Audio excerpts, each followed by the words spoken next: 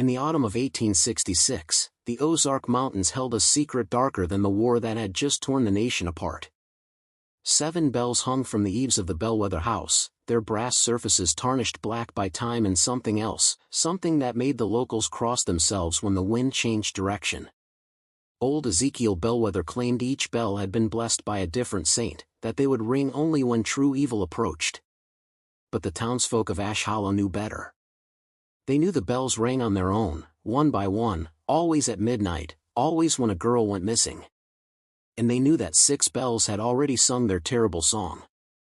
Tonight, as 17-year-old Constance Moore walked home from the harvest dance, she heard the 7th bell begin to chime.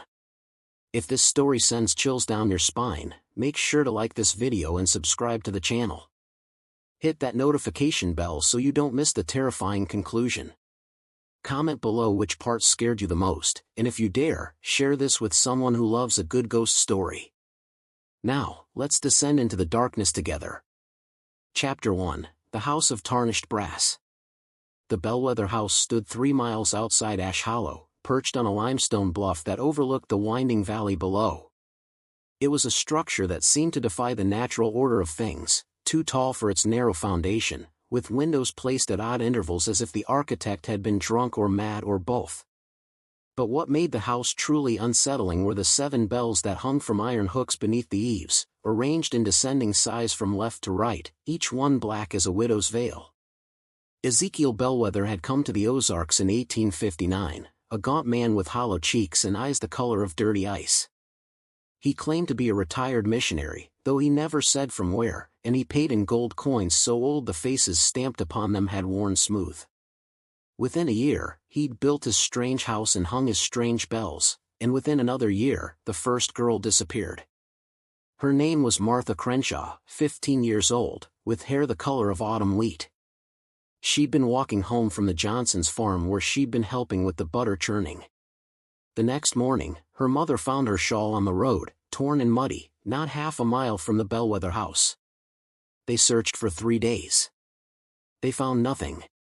But everyone in Ash Hollow heard the sound that had echoed through the valley that night, the deep, mournful toll of the largest bell, ringing 13 times though there wasn't a breath of wind.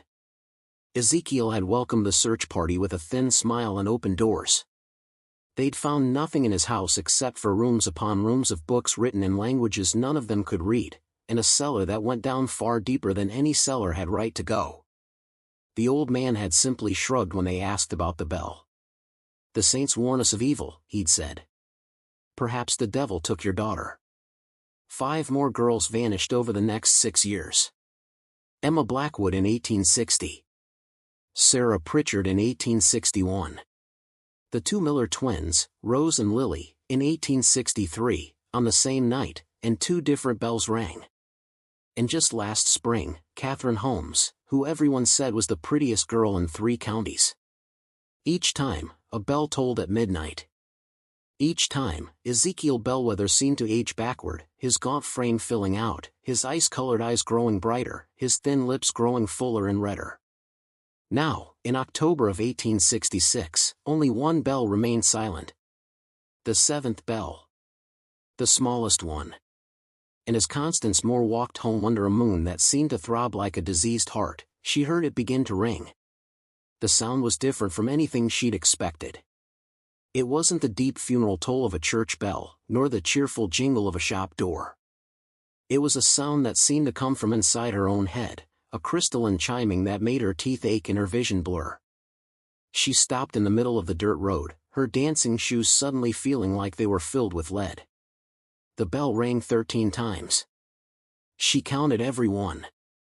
When the last chime faded, Constance realized she could see the Bellweather house from where she stood, its silhouette black against the slightly less black sky. A single candle burned in an upper window. As she watched, frozen with an inexplicable dread, the candle began to move. Down.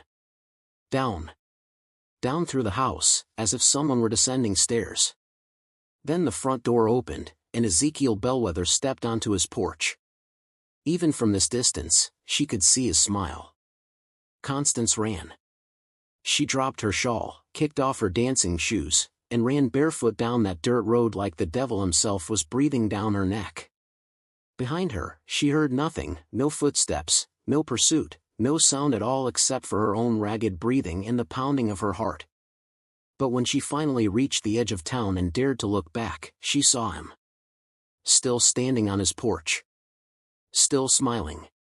And the candle in his hand had gone out. She burst through the door of her family's modest home, startling her father from his chair by the fire. "Papa," she gasped. The bell. The 7th bell rang. "He's coming for me." Chapter 2, The Pattern of Disappearance. Thomas More was a practical man, a blacksmith by trade, who believed in the strength of iron and the honesty of hard work. But he was also a father, and he'd held Martha Crenshaw's weeping mother in his arms after that first disappearance. He'd helped dig the empty graves for all 6 girls, symbolic burials for bodies that were never found. And he'd seen Ezekiel Bellweather's smile. By dawn, he'd gathered every able man in Ash Hollow. 23 men stood in the town square, armed with rifles, axes, and a collective rage that had been building for 7 years. Sheriff Wade Garrett, who'd been helpless to do anything about the disappearances due to lack of evidence, now held a torch in one hand and a shotgun in the other. "We should have done this after the first girl," said Jacob Holmes, Catherine's father. His eyes were hollow, his face gaunt. He'd aged 20 years in the 6 months since his daughter vanished. "We let that devil live among us. We let him smile at us in church. We let ourselves be afraid," Thomas interrupted. "But no more. My Constance ain't going to be the 7th. We end this today." They marched up the winding road to the Bellweather house, their boots raising dust in the early morning light. The house looked different in daylight, less menacing, perhaps, but stranger. In the golden rays of sunrise, they could see details that the night obscured, symbols carved into the window frames, strange geometric patterns that hurt the eyes if you looked at them too long. And the bells. God, those bells looked worse in daylight, their blackened surfaces seeming to absorb the sun rather than reflect it. The front door stood open. "He's expecting us," Sheriff Garrett muttered. They entered cautiously, weapons ready, but the ground floor was empty. The books were still there, thousands of them, lining walls from floor to ceiling. Thomas picked one up at random and opened it. The text swam before his eyes, the letters rearranging themselves into shapes that made his head throb. He dropped it with a curse. "Cellar," said Garrett, pointing to an open door beneath the stairs. A stone stairway descended into darkness. "I searched it before, but..." He trailed off. They all knew. He'd searched it, but he hadn't searched deep enough. None of them had wanted to go deep enough. Thomas took a torch from the sheriff and started down. The stairs went on far longer than they should have. The house was built on a bluff, for God's sake, but these stairs kept descending as if they were burrowing into the mountain itself. The air grew colder with each step, and damper, and there was a smell, sweet and rotten at the same time, like flowers left too long in a funeral parlor. At the bottom, the stairs opened into a chamber that couldn't exist. It was too large, its ceiling too high, its walls too far apart to fit within the dimensions of the house above. The walls were lined with iron cages, 7 of them, arranged in a semicircle. 6 were occupied. Martha Crenshaw sat in the first cage, but she hadn't aged a day since 1859. She wore the same dress, had the same wheat-colored hair, the same 15-year-old face. But her eyes were empty, vacant, as if someone had carefully removed her soul and left only the shell behind. Emma Blackwood was the same. Sarah Pritchard. The Miller twins. Catherine Holmes. All unchanged. All empty. The 7th cage stood open, its door swinging slightly on oiled hinges. "Sweet Jesus," someone whispered behind Thomas. Then they heard the singing. It came from deeper still, from a passage at the back of the chamber that none of them had noticed at first. A man's voice, melodious and terrifying, singing in a language that predated English, predated Latin, predated anything human ears were meant to hear.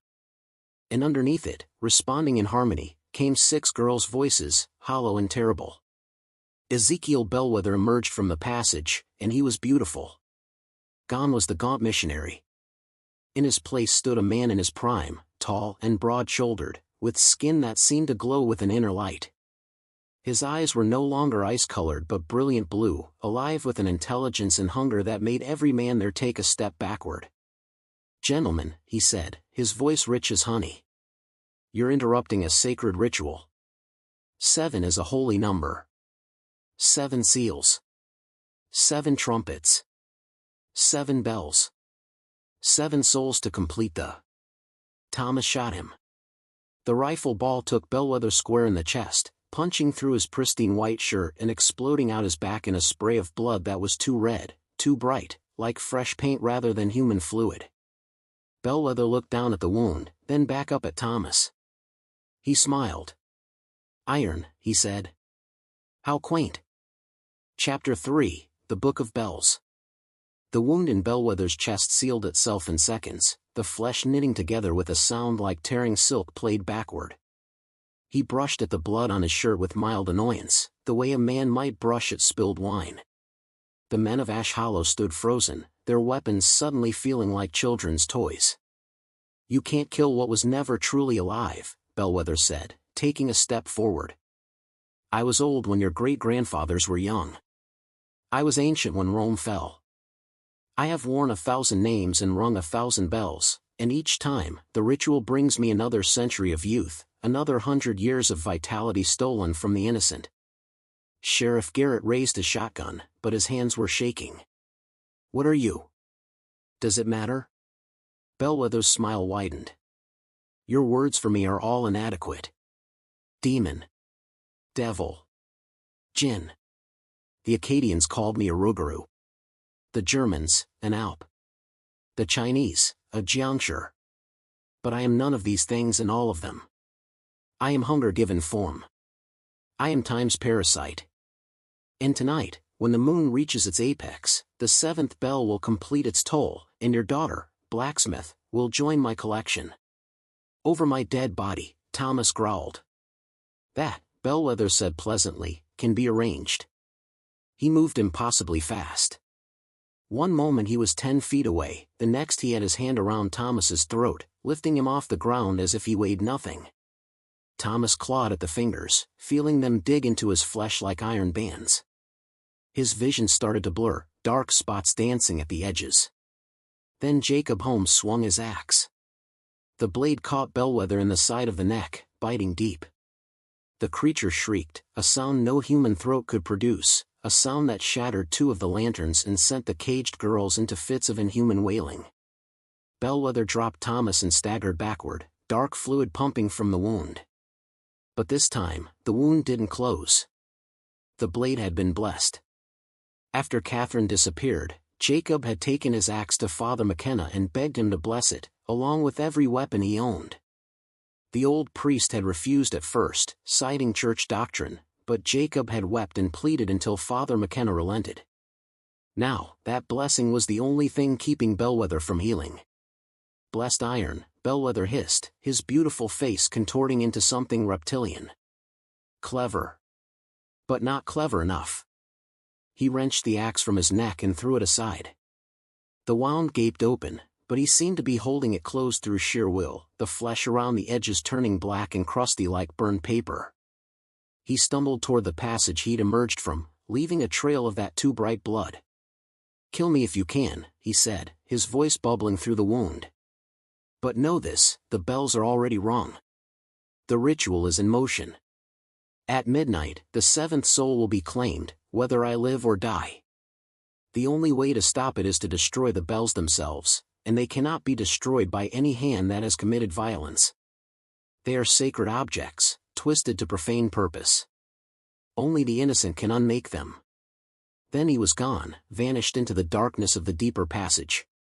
The men stood in stunned silence until Sheriff Garrett finally found his voice. "He's lying. Has to be. We destroy those bells, we end this." "But what he said about violence," Thomas countered, looking at his calloused, scarred hands. "Every man here has fought, has killed. During the war, or hunting, or in self-defense. If he's telling the truth." "Constance," Jacob whispered. "She's never hurt a living soul. Not even a mouse. She's the gentlest creature God ever made. Thomas's blood ran cold. That's why he chose her. Not because she's the seventh. Because she's the only one who can stop him, and he wants her here to make sure the bells stay intact. They ran. Back up those impossible stairs, through the house of twisted books, out into the daylight that now seemed harsh and unforgiving. Thomas ran faster than he'd ever run in his life, his lungs burning, his legs screaming, because he knew with absolute certainty that Constance would do exactly what Bellweather wanted her to do. She would try to save the others. She would come to the house. And she would bring the blessed hammer from his smithy, the one he'd never used for violence, only for creation, the one she'd helped him forge when she was just a little girl. They reached town to find his worst fears confirmed. Constance was gone. His wife was weeping in the doorway. She took your blessed hammer, she sobbed. Said she was the only one who could end it. Said she heard their voices calling to her. Thomas, she's been gone for an hour. She's already there. Chapter 4, The Innocence Required. Constance had never been to the Bellweather house before, not even close. In 7 years, she'd avoided even the road that led to it, taking the long way around whenever necessary. But now, with her father's blessed hammer heavy in her hands, she climbed the path to that cursed place with a determination that surprised even herself. She'd heard the voices as soon as the men left town. 6 girls, singing in harmony, calling her name in tones of desperate hope. They sang of cages in darkness, of souls trapped between life and death, of a hunger that consumed everything. And underneath their song, she heard something else, a 7th voice, her own voice, singing from a future that hadn't happened yet, from a cage that stood empty but waiting. The front door was still open. She stepped inside, and the books seemed to lean toward her, their alien text writhing on the pages like living things. But she didn't look at them. She kept her eyes fixed straight ahead, following the sound of the singing down into the cellar, down those impossible stairs, into the chamber where 6 girls sat in iron cages with empty eyes. They stopped singing when they saw her. As one, they turned their heads, the movement too synchronized, too perfect, like puppets controlled by the same hand.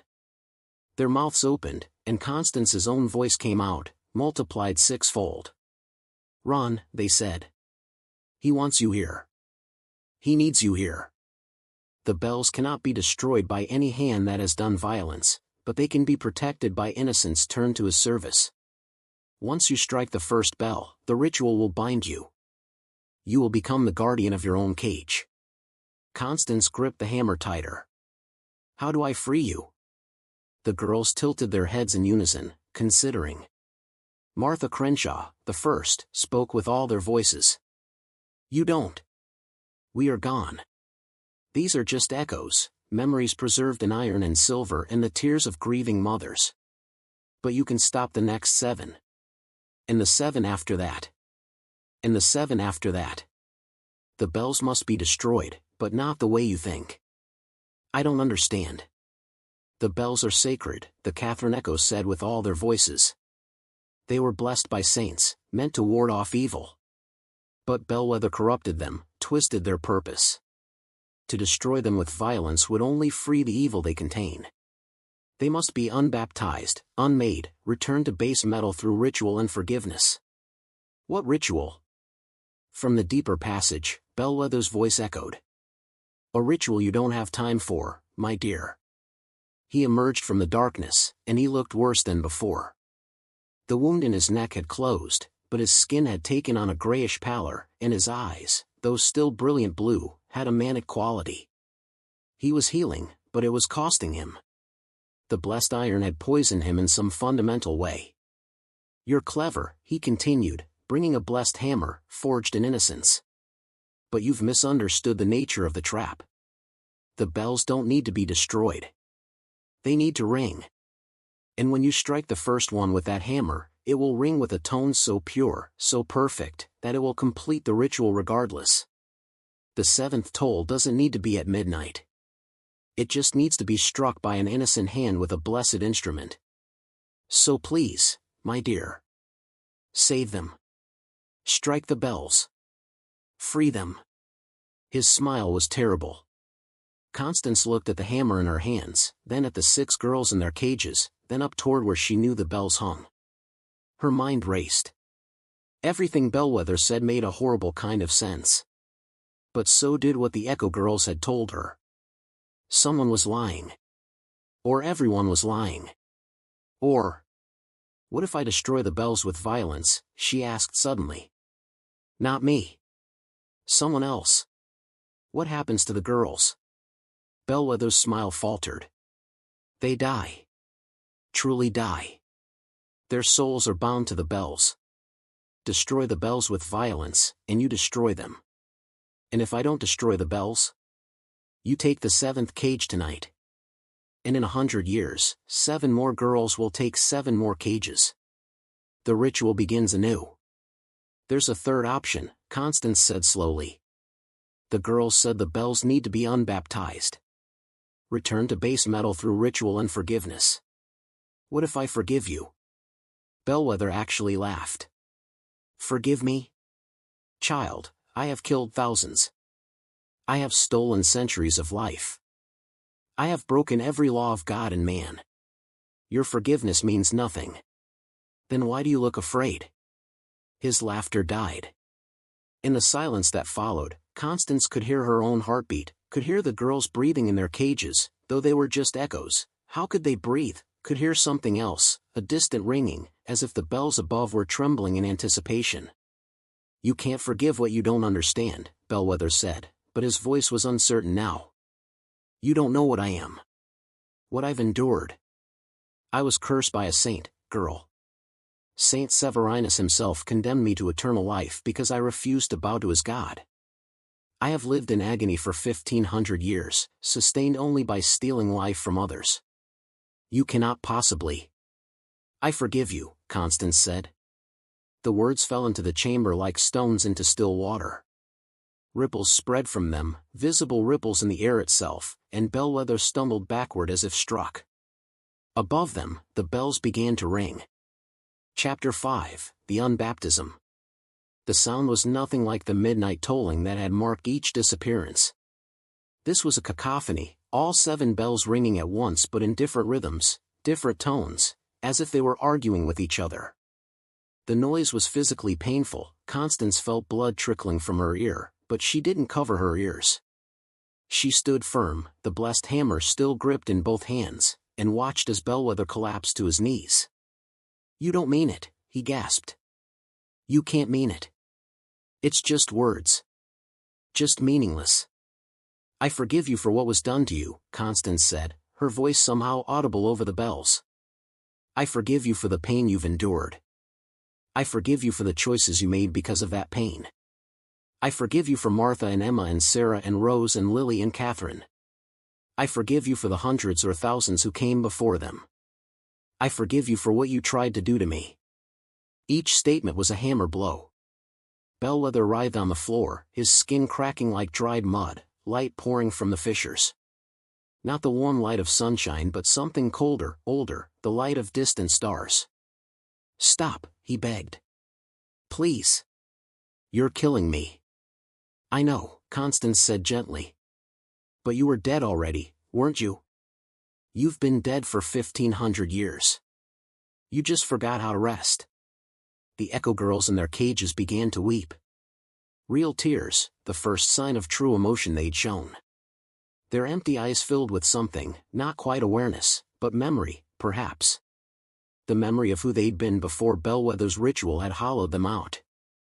Tell me the words, Constance said to them. Tell me the ritual to unbaptize the bells. Martha's echo spoke, but this time in her own voice, not the shared voice of all 6. She was 14 when she died, and she sounded 14 now. You need water from a church font, gathered before sunrise. You need salt from tears, 7 mothers' tears, freely given.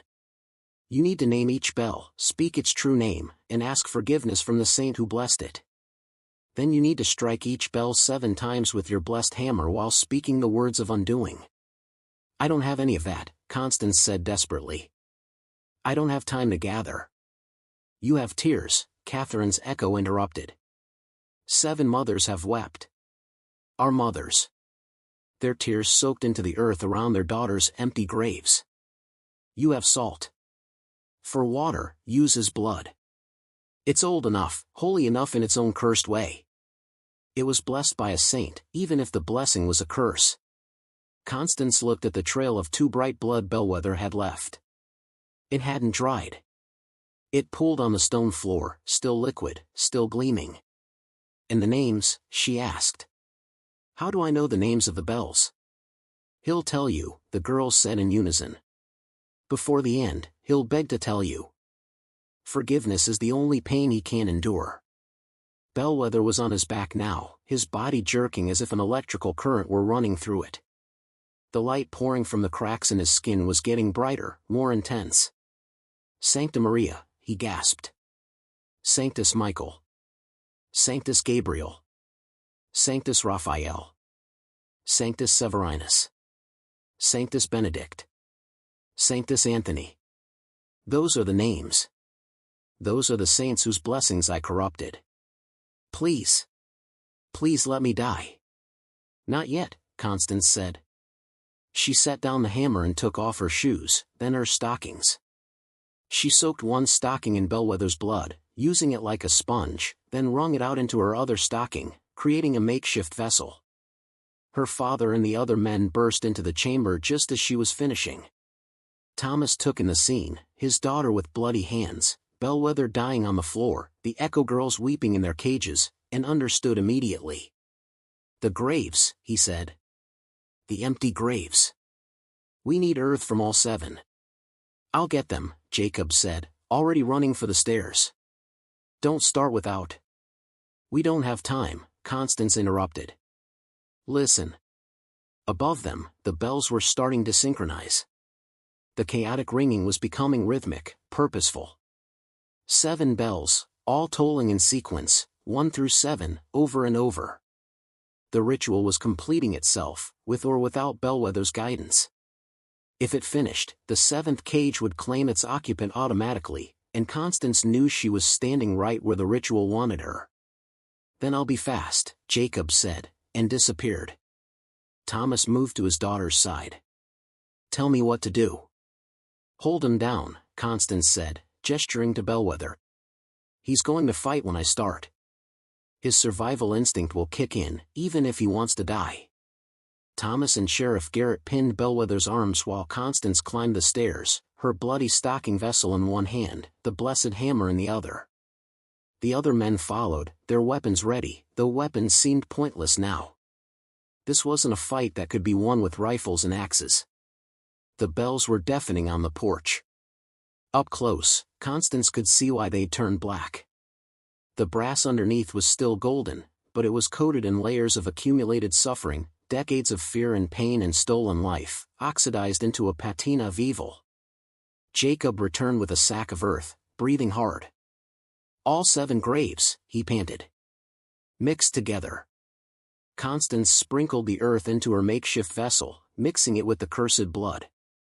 The combination hissed and steamed, and for a moment, she thought she saw faces in the steam, the faces of all the girls who'd been taken over the centuries, not just the 6 from Ash Hollow but hundreds more, thousands maybe, stretching back through time.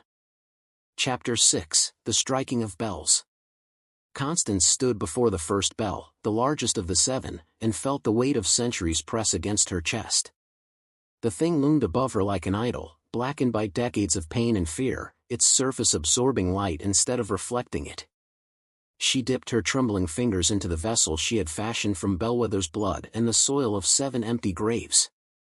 The mixture hissed faintly against the cold morning air, as if alive. She traced an inverted cross upon the bell's surface, then turned it, over and over, until the mark became a star. Sancta Maria, she whispered, her voice unsteady but resolute. Holy Mother of God, this bell was blessed in your name, but it has been twisted for evil. I do not ask you to bless it again. I ask you to release it, strip it of purpose, of sanctity, of power. Return it to base metal and let it rest. She raised the blessed hammer and struck the bell. The sound that erupted was unlike anything the valley had ever heard. It was not a toll, not a chime, it was a pure, crystalline tone that shimmered in the air, visible as a thin thread of silver weaving through the morning light. Where it touched the bell's surface, the blackened crust of suffering and corruption peeled away in brittle flakes, falling like charred snow to the porch below. She struck it again. And again. 7 times, each blow ringing with intent, with forgiveness, with resolve. On the 7th strike, the bell fell silent.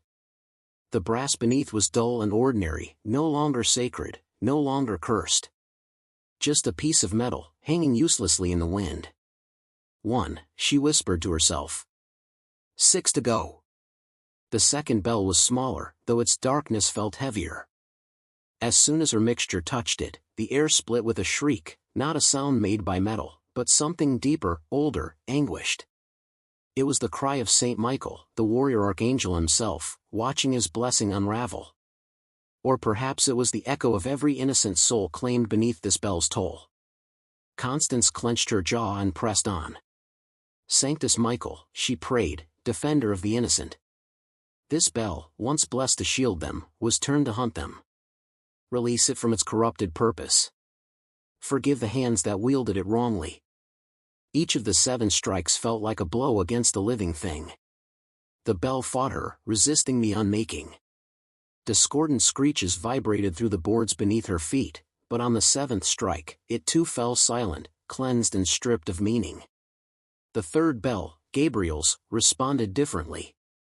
Its tone was mournful, almost sorrowful, and though the sound shook Constance to her core, it did not fight. It wept. With every strike, she felt as though she were striking the very heart of the messenger, but Gabriel yielded.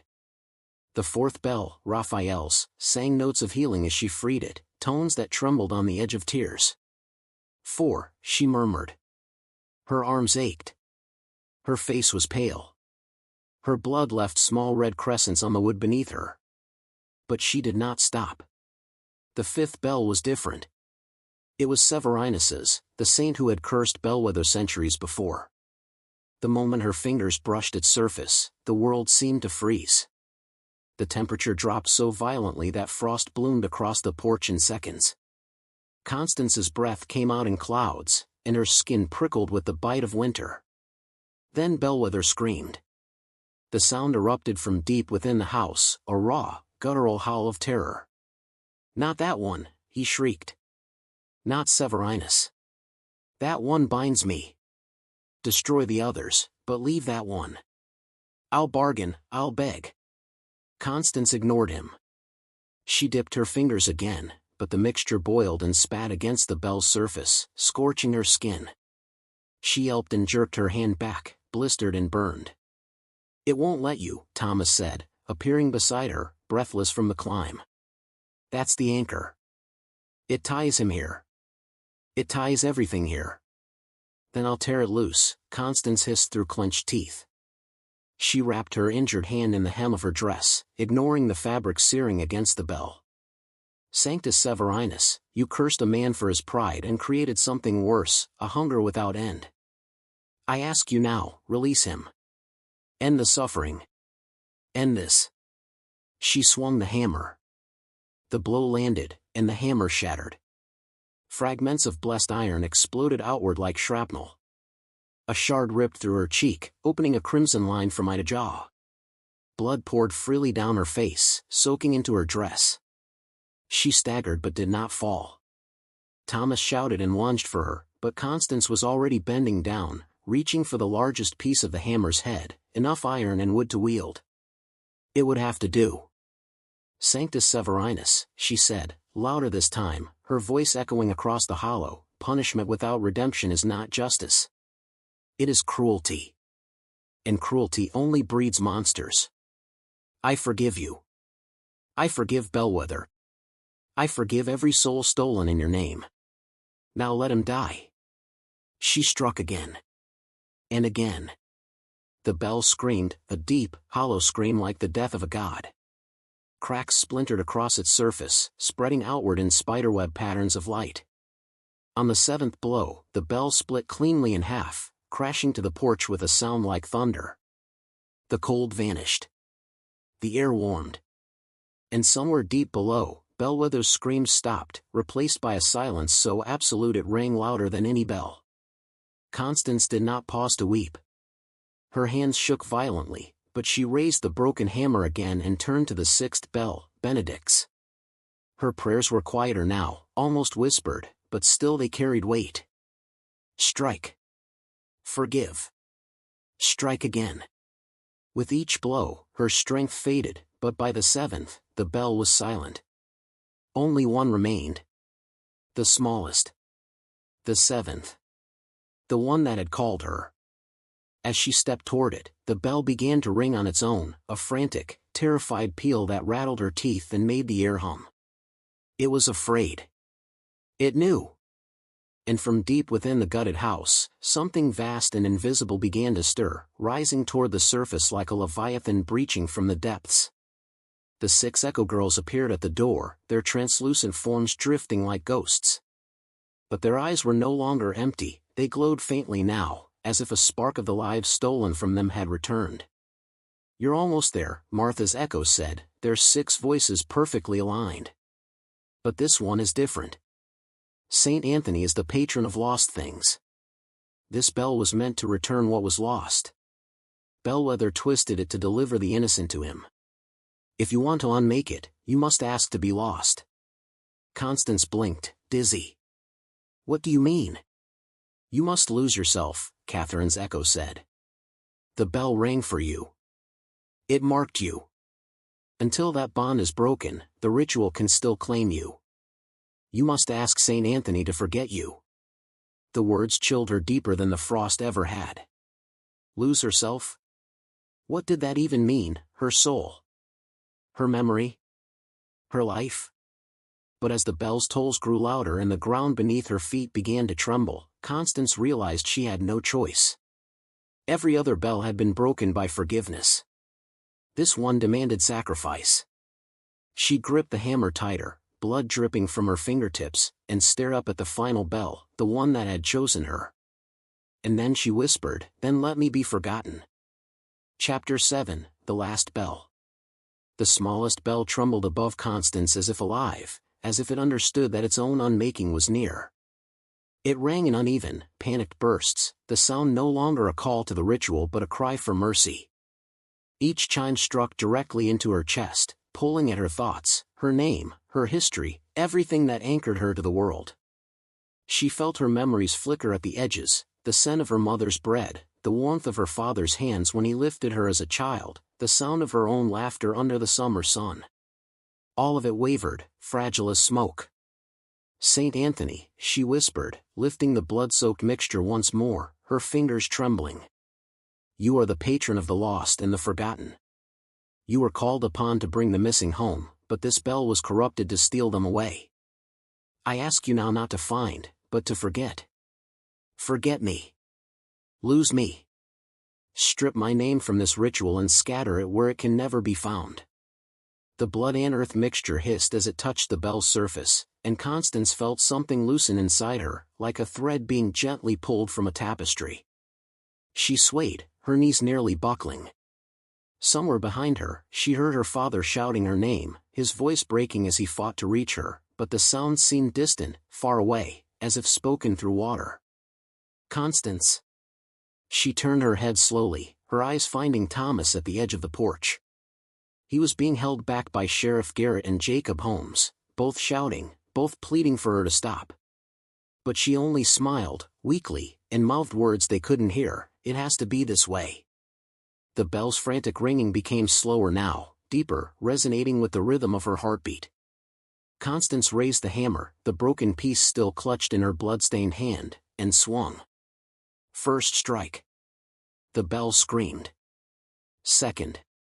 The world around her seemed to bend, the porch warping and the sky above swirling as if the land itself had begun to forget her. Third.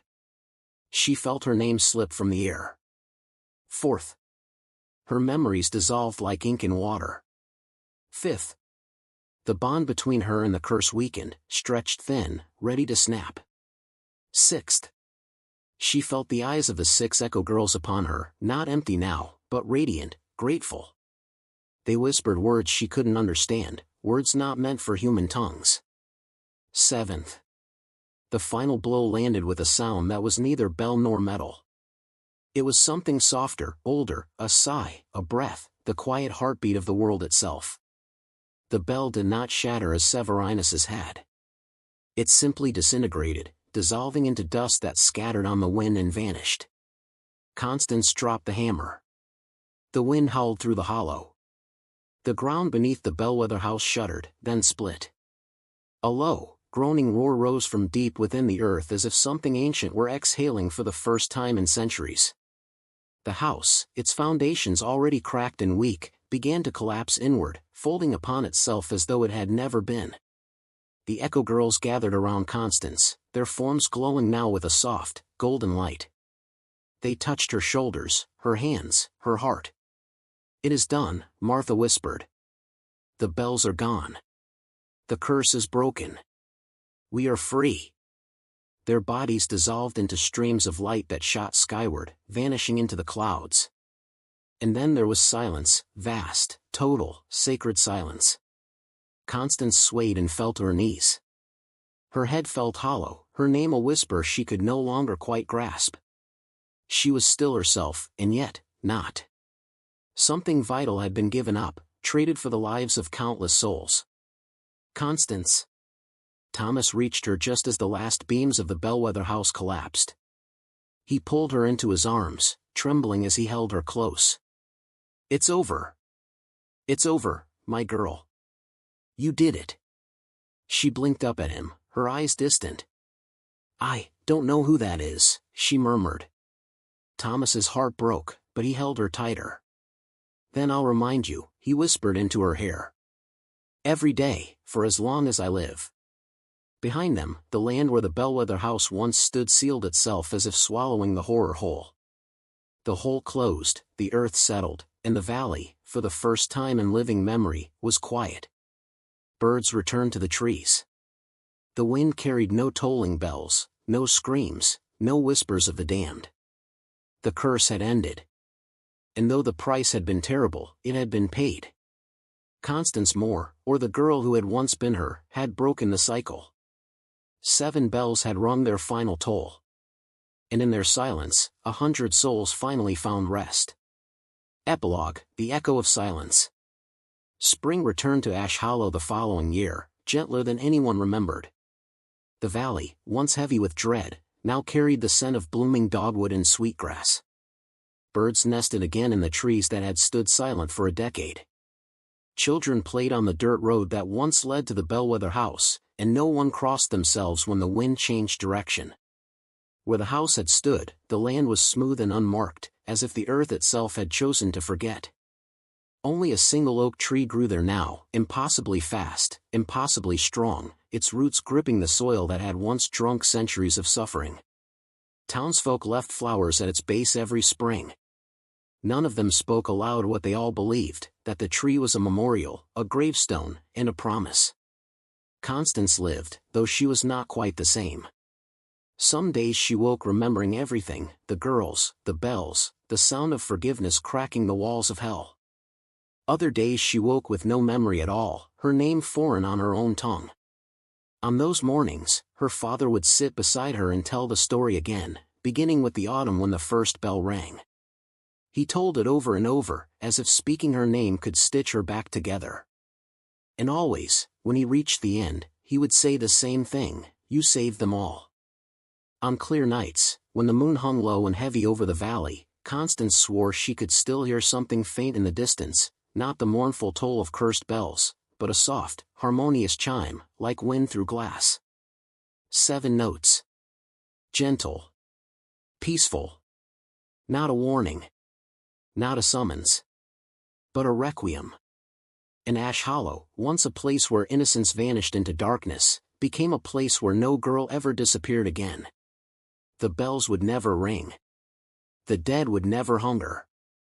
And forgiveness, whispered once by a bleeding girl beneath a cursed sky, would echo forever.